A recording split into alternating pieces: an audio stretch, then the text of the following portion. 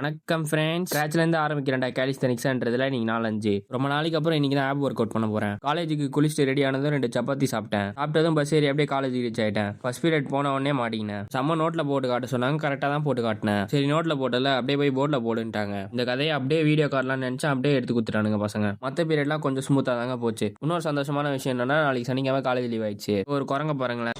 இவன் நான் குரங்க விட மோசமா தவிரா இதெல்லாம் குரங்கு பார்த்துச்சுன்னா அவமானத்துல சூசைட் பண்ணி தொலைஞ்சிருமே.